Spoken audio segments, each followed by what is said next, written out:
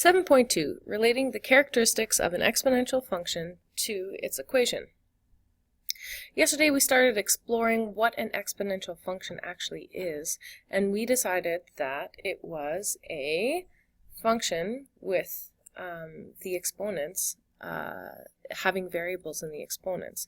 So just to reiterate here, the form of an exponential equation will always be y equals a times b to the power of x, where a is the stretch factor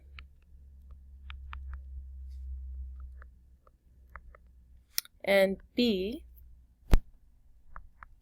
the base. So b is the base that gets raised to the exponent of x. So the y-intercept of a non-stretched exponential graph will always be 1. So the point will always be when we have our x-intercept, when we have our y-intercept, x will always be 0, and the y-intercept will always be 1. However, if we have something like y equals 2, I'm just going to say however, y equals 2 times 8 to the x, our y-intercept is going to be 0, 2, because we have this stretch factor of 2. Let's look at this first example. So example number 1, connecting the characteristics of an increasing exponential function to its equation and graph. The reason why it's increasing is because the base is greater than 1. So predict the number of x-intercepts, the y-intercept, the end behavior, and the domain and the range of the following function.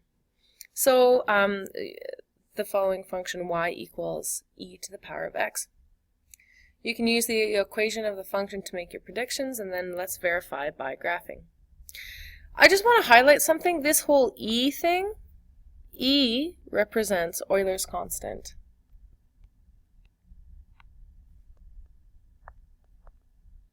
And it's something like 2.718 da-da-da-da-da-da-da. And since it's the function, it's y equals 2.718 da-da-da-da-da raised to the power of x. So that helps us a little bit. We're noticing that there is no stretch factor here, so we know that the y-intercept is going to be 0, 1.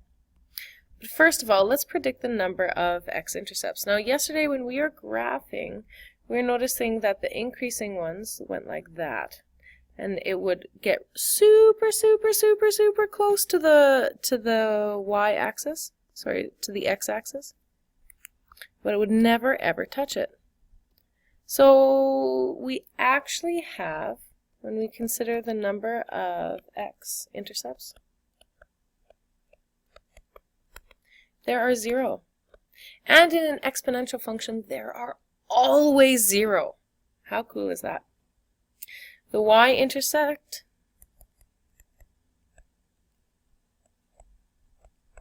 there's no stretch factor.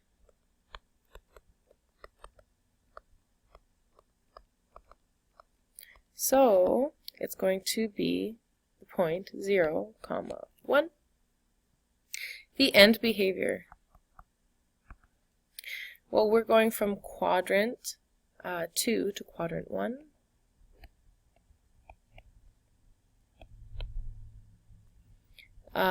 The domain. So this is our x values. X can be anything. X is an element, or we can curly cube bracket, x such that x is an element of the reals. And the range. So here's the thing with the range. We can get close to y equals 0, but it's never going to become y equals 0. And it's never going to be negative. Okay, you're never going to get a negative y value for your exponential graphs. So we're going to say y is going to be greater than 1.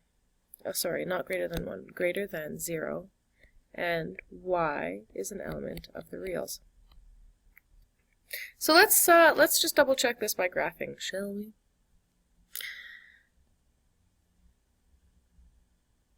So I'm going to get my e, I'm going to go second, and then this guy right here, this is my, see how this is ln? This is natural log. We're going to get to that in the next section. But if you go second and then ln, you're going to have e to the x, e to the power of, and then we just hit x. I'm going to graph that.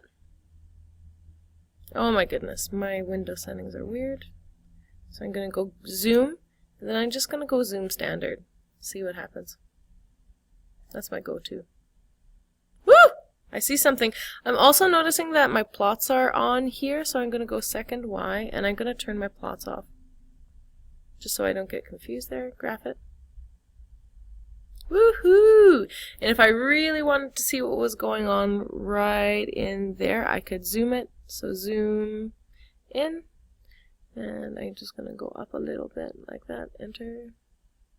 And look at that! We have our y-intercept right at 0. So if we were to zoom out, we'd notice that there are actually no x-intercepts, because even though this gets super, super, super close to the x-axis, it never actually does touch. And we're noticing that, let's just zoom out actually, zoom out. Just so I'm going to just zoom out one more time here, zoom out.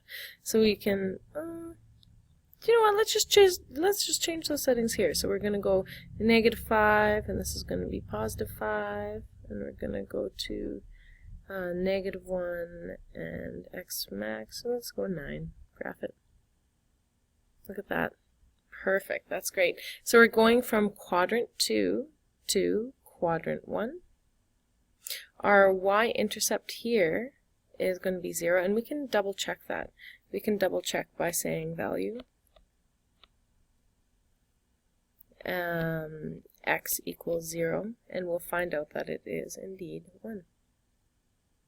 Second, trace value x equals 0, enter, y equals 1. Perfect. The domain, all of the y values can be, all the domain, all the x values can be used. So we're saying that it's XER, and the range here has to be greater than 0. There's nothing that ducks below y equals 0, and actually y can't ever equal 0 in this either. So what's going to be really powerful whenever we're talking about the exponential graphs, why don't you just plunk it into your calculator right off the hop so that you can actually see what it behaves like.